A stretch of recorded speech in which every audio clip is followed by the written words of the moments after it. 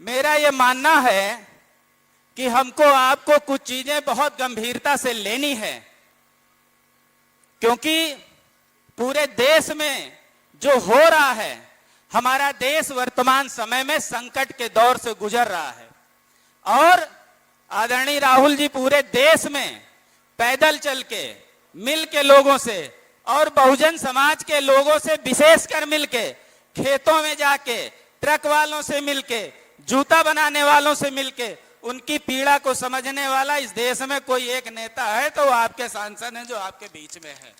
इसको समझिए, ये बहुत गंभीर बात है, ये बहुत गंभीर बात है सर। और एक बहुत गंभीर बात मैं कहना चाहता हूं, जितना हमारा अनुभव है, भैया एक मिनट, मेरा आग्रह है कि 1 मिनट चुप रहें। सर, मेरा ये अनुभव है, जितना आपने इतिहास पढ़ा है, जितना हम जानते हैं कि देश जब जब संकट में आया है, पहले तो ये गंभीरता से लीजिए कि देश संकट के दौर से गुजर रहा है और पिछले 5-7 साल से राहुल जी आगाह कर रहे हैं सड़क से संसद तक कि देश गंभीर संकट से गुजर रहा है। और ये मेरा अनुभव है सर, ये पहली बार है कि जो संकट है ये सरकार द्वारा प्रदान किया हुआ संकट है।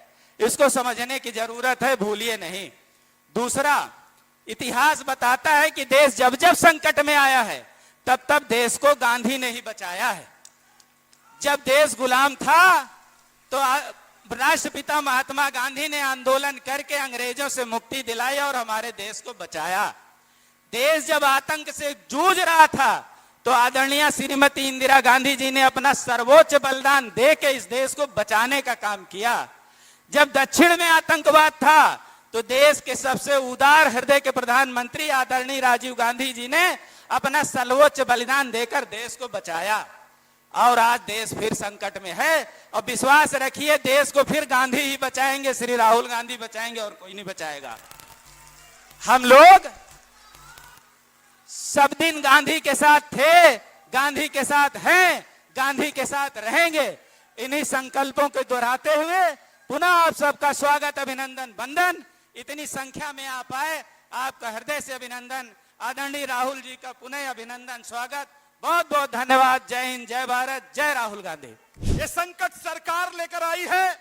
मैं साफ शब्दों में कहना चाहता हूं, इस देश का जो संकट है वो सरकार लेकर नहीं आई है, वो इस देश का प्रधानमंत्री मोदी है जिसने इस देश को संकट में डालने का काम किया है।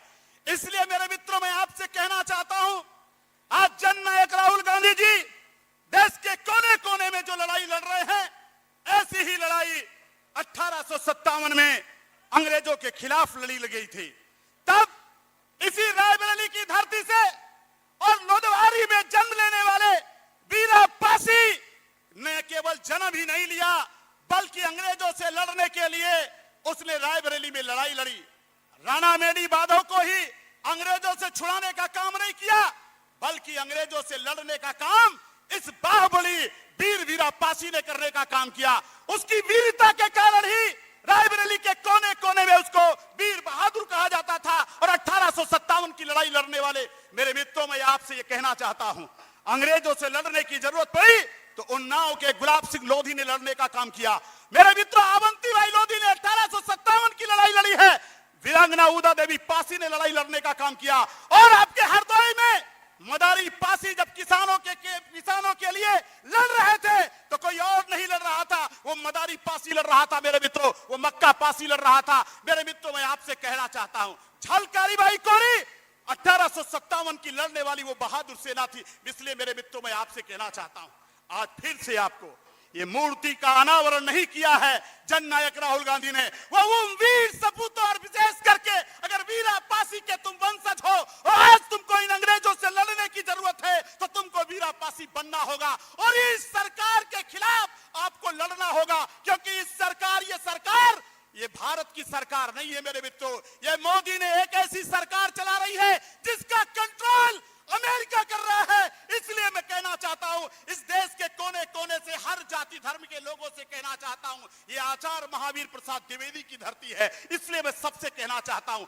आज फिर से इस देश को बचाने की लड़ाई है, इसलिए आपको वीरापासी बनना होगा और तभी बन पाओगे जब जननायक राहुल गांधी के नक्शे कदम पर चलोगे। आपको निडर होना पड़ेगा, आपको सच्चाई के रास्ते पर चलना होगा, आपको इस देश की आजादी की लड़ाई फिर से लड़नी होगी। अगर देश का खजाना ऐसे लूटता रहेगा तो यह देश बचेगा नहीं। इसलिए मैं आप सबसे कहने आया हूं, हाथ जोड़ता हूं, मूर्ति पर केवल अनावरण से काम नहीं चलेगा। अगर वीरापासी की संतान हो तो यह लड़ाई आपको रायबरेली से शुरू करनी होगी और इस भारतीय जनता पार्टी को जब तक उखाड़ कर फेंक नहीं दोगे तब तक इस आजादी का कोई मतलब नहीं होगा। इन्हीं शब्दों के साथ, क्योंकि आज जननायक राहुल गांधी जी केवल वीरापासी का अनावरण नहीं कर रहे हैं बल्कि उस इतिहास को उन्होंने याद कराया कि उत्तर प्रदेश का मुख्यमंत्री रायबरेली की धरती पर आता है लेकिन वो वीरापासी के चरणों पे एक फूल नहीं चढ़ाता है। और आज हमारे जननायक राहुल गांधी जी ने उस मूर्ति का अनावरण नहीं किया है, उस 1857 की याद दिला दी है। इन्हीं शब्दों के साथ